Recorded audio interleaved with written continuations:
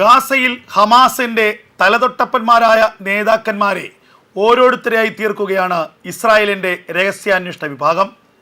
ഷിൻബെറ്റും IDFും നടത്തിയ സംയുക്ത ഓപ്പറേഷനിൽ ഹമാസിന്റെ കൗണ്ടർ ഇന്റലിജൻസ് വിഭാഗം മേധാവി റാഷിദ് ജഹജൂഹിനെ വധിച്ചു എന്നുള്ള വിവരമാണ് ഇപ്പോൾ IDF പുറത്തുവിടുന്നത്.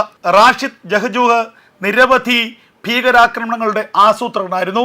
ഹമാസിന്റെ ഇന്റലിജൻസ് വിഭാഗത്തിന്റെയും ഓപ്പറേഷൻ വിഭാഗത്തിന്റെയും മേധാവിയായിരുന്നു. 2024 ഈ ചുമതലയ്ക്ക് എത്തിയത്.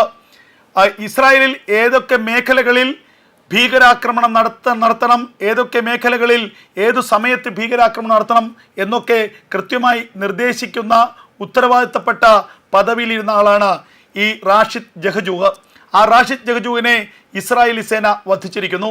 കഴിഞ്ഞ 3-4 ദിവസത്തിനിടയിൽ ഹമാസിന് നഷ്ടപ്പെടുന്ന പ്രധാനപ്പെട്ട 7ാമത്തെ നേതാവാണ് റാഷിദ്. കഴിഞ്ഞ ദിവസങ്ങളിലൊക്കെ തന്നെ ഹമാസിന്റെ പ്രാദേശിക നേതാക്കന്മാരെ, ഹമാസിന്റെ പോളിറ്റ് ബ്യൂറോ അംഗങ്ങളെ, ഹമാസിന്റെ തെക്കൻ ഗാസ വിഭാഗത്തിന്റെ ഓപ്പറേഷൻ മേധാവിയൊക്കെ ഒന്നൊന്നായി ഇസ്രായേലി സേന കൊന്നൊടുക്കിയിരുന്നു. നേരത്തെ വെടിനിർത്തൽ കരാർ യാഥാർത്ഥ്യത്തിലായപ്പോൾ തന്നെ ഒരു വാർത്ത നമ്മൾ പറഞ്ഞിരുന്നതാണ്. മറ്റൊന്നുമല്ല, ട്രക്കുകളിലെ ഡ്രൈവർമാരുടെ വേഷത്തിൽ, ട്രക്കുകളിലെ സഹായികളുടെ വേഷത്തിൽ ഗാസയിലേക്ക് ഇസ്രായേൽ കടത്തിവിട്ട ട്രക്കുകളിലൂടെ നിരവധി മൊസാദിൻ്റെയും നിരവധി ഷിൻബെറ്റിൻ്റെയും ചാരന്മാർ ഗാസയിൽ എത്തിക്കഴിഞ്ഞിരിക്കുന്നു. ഗാസയുടെ തെരുവുകളിൽ വളരെ നിരീക്ഷണം നടത്തിക്കൊണ്ട് വളരെ നിതാന്തമായ ജാഗ്രതയിൽ ഇസ്രായേലിൻ്റെ രഹസ്യ പോലീസുകാരുണ്ട്. മൊസാദിൻ്റെയും IDFിൻ്റെയും ഷിൻബെറ്റിൻ്റെയും ഒക്കെ ചാരന്മാർ ആ മേഖലയിലുണ്ട്. എന്നാൽ ഇപ്പോൾ അന്ന് പറഞ്ഞ കാര്യങ്ങൾ യാഥാർത്ഥ്യമാണെന്ന് തെളിഞ്ഞു വരികയാണ്. കാരണം വെടിനിർത്തൽ കരാർ പ്രാബല്യത്തിൽ വന്നതിന് പിന്നാലെ ഒളിയിടങ്ങളിൽ മാളങ്ങളിൽ ഒളിച്ചിരുന്ന ഹമാസിന്റെ ഭീകരന്മാർ ഒന്നൊന്നായി പുറത്തു വന്നു. ഈജിപ്റ്റ് അതിർത്തി കടന്ന് ഈജിപ്തിന്റെ ഒളിസങ്കേതങ്ങളിൽ ഇരുന്ന ഹമാസിന്റെ ഭീകരന്മാർ അതിർത്തി കടന്ന് ഗാസയിലേക്ക് എത്തി. ഇസ്രായേലി സേന ഇല്ലല്ലോ.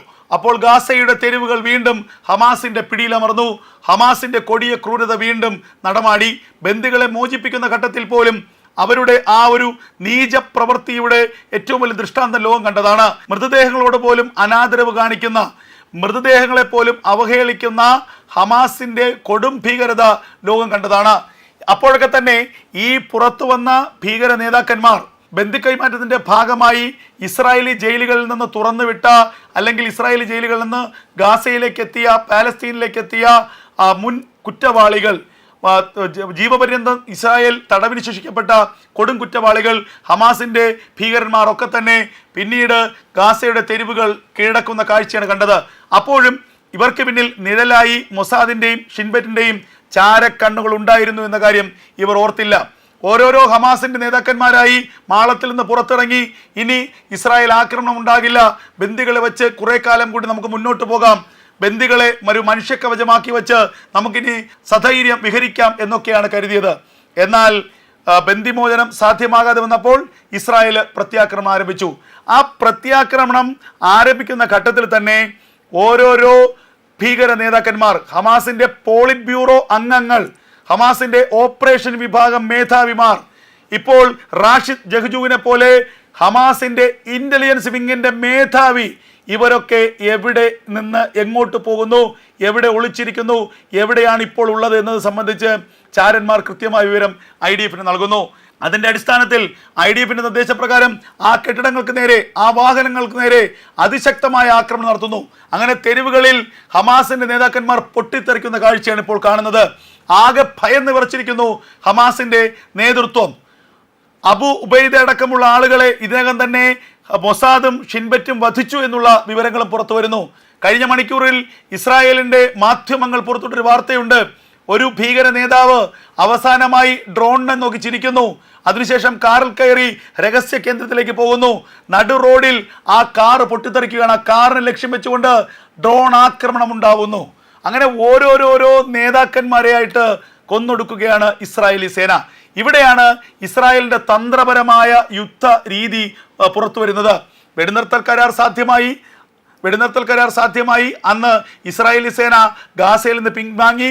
എന്നാൽ ആ ഘട്ടം ഇസ്രായേലിൻ്റെ രഹസ്യ പോലീസ് മൊസാദും ഷിൻബെറ്റും ഉപയോഗിച്ചത് തങ്ങളുടെ ചാരന്മാരെ ഗാസയിലുടനീളം വിന്യസിക്കാൻ വേണ്ടിയാണ്. ഗാസയുടെ തെരുവുകളിലും മുക്കിലും മൂലയിലും വേഷപ്രച്ഛന്നരായി ഇസ്രായേലിൻ്റെ ചാര പോലീസുകാർ നിരന്നു. അവർ കൃത്യമായി പിന്നീട് ഇൻഫർമേഷൻ IDFന് കൈമാറി.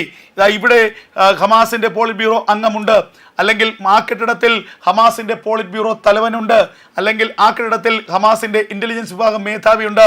ഇവിടെ നിന്നാണ് ഗാസ തെരുവുകളിലുള്ള അല്ലെങ്കിൽ ഇസ്രായേലിന് നേരെയുള്ള ആക്രമണങ്ങൾ ക്രോഡീകരിക്കുന്നതും ആസൂത്രണം ചെയ്യുന്നതും ഈ കെട്ടിടത്തിൽ നിന്നാണ്. ഇങ്ങനെയുള്ള നിർണായകമായ വിവരങ്ങളാണ് അവർ നൽകിയത്. ഈ വിവരങ്ങൾ ലഭിച്ചപ്പോൾ തന്നെ ആ മേഖലകളിലേക്ക് അതിരൂക്ഷമായ ആക്രമണം IDF നടത്തുകയും നിരവധി ഹമാസിൻ്റെ നേതാക്കന്മാർ കൊല്ലപ്പെടുകയും ചെയ്തിരിക്കുന്നു. ഹമാസ് അടിമുടി വിറച്ചിരിക്കുന്നു. ആദ്യഘട്ട യുദ്ധം പോലെയല്ല ഇപ്പോൾ ഇസ്രായേൽ ചെയ്യുന്നത്.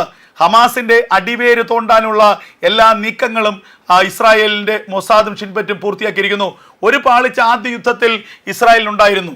ഈ ഹമാസിൻ്റെ ഒളിയിടങ്ങൾ കൃത്യമായി മനസ്സിലാക്കാൻ ആദ്യ യുദ്ധത്തിൽ ഒരു വീഴ്ച ഇസ്രായേൽ സേനയ്ക്കുണ്ടായിരുന്നു.